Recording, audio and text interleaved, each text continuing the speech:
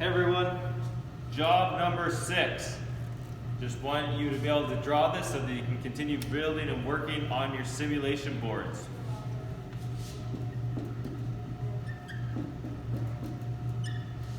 From the service panel, cable comes to a light, and then another light, and then to the switch. So with this, what we need to do is we need to take power, and we don't want it to go to a light first, right? Because if the power goes to the light first, what's going to happen? The light's going to be on 24/7. So if you take power into here and then hook it up to the light first, it's not going to be working the way it should be. What we want to do is we want to take power from the service panel, we want to bypass the light, and we want to take it to the single pole switch first. Yes. So I've drawn that from the service panel. We've got the light, single pole switch. So we want to take power to that. Now I'm just going to draw that for you. And right now we've got a 14-2 cable, but you're going to need a red wire in this. So this is the first time you're going to need to use that second supply wire, which is a red one. So for now, let's do this. Black comes in, and we want to bypass the light, so we're not tying it in. So we're going to make a ×3 pigtail right here, and we're going to take it in on another black wire, which is the supply. We're going to bypass the light here as well, onto another pigtail.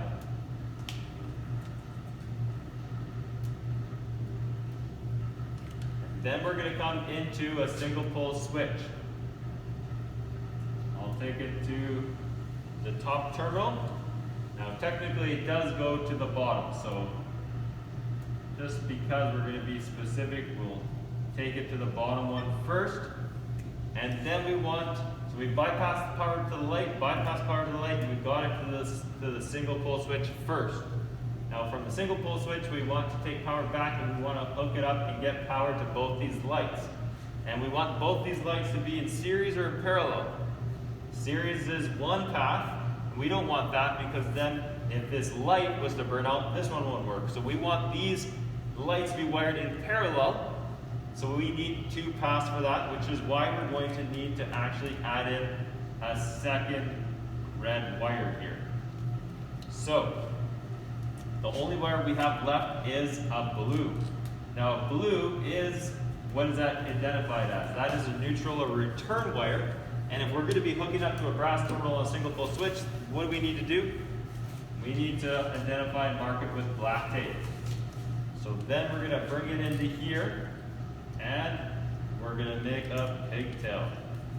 Wire nut, wire cap, barrette, however you want to call it. And then we're going to have a scrap piece of wire, black, and then how do we take power over to the second light? Well, that's where we needed that second red wire, because this blue one, we can't use the blue one here, because what do we have? We have a silver terminal. The silver is our return terminal, and we need a white wire to be attached onto this and make it a pure return wire, right? So it's going to come into here, 2 wire nut, like so. Scrap piece of wire coming onto it, and a return path all the way home. So as of right now, we have bypass power to the light, bypass power from the light, continued on, and we're taking it into a single pole switch. And then it comes back all the way on a blue, marked with what? Black tape. We want to identify that as a hot wire.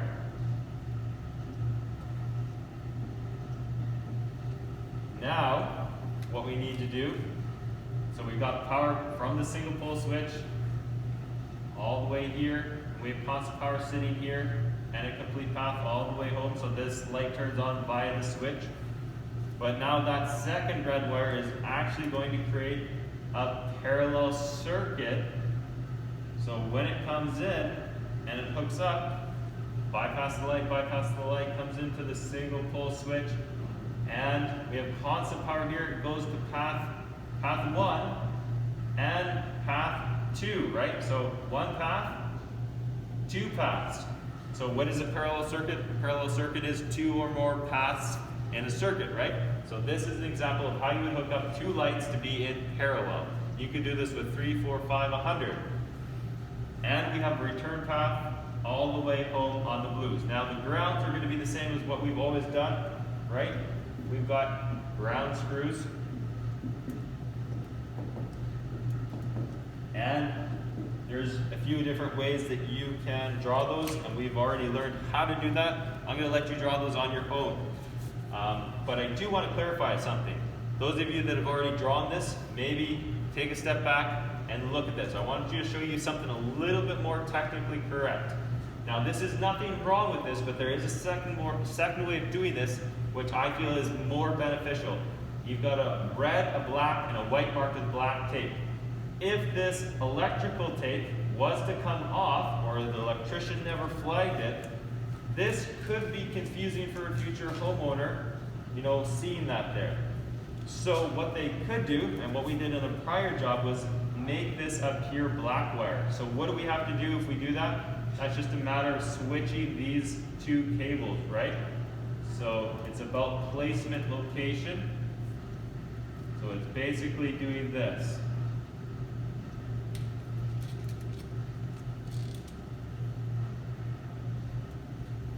Which means that the white wire with black electrical tape on it goes to this wire nut, and it goes in, through it, and then there's a black, black, and a red, which is a little bit more clear, maybe a little less confusing, because if a person takes apart this wire nut, and that prior white one has come apart, and they have another white one, two white wires going to a light could be confusing, right? So that's just an indication, or just another way of doing it. Both are correct, but this is the more correct way of doing it. So if you're going to draw it the proper way and build it the proper way, I would like you to do it this way. And since we have time and I won't be here, and just maybe I'll draw the grounds just to clarify. So we'll come in. Now there's a couple ways of doing it. We could go this one to the ground screw first, or this one. I'll take this one in, around it. If we had a light that needed a ground, then we would take our ground from here up into this, but there isn't one on this style of light because there's no ground on these. But if you're using a different style of light, there would be a green ground, right? And then that's where you need it, but because we're not using that in this simulation, we'll use this one more in grade 11 and 12. Don't need to do that. And then this time I'll take this one around it first. And then this one can come up, right?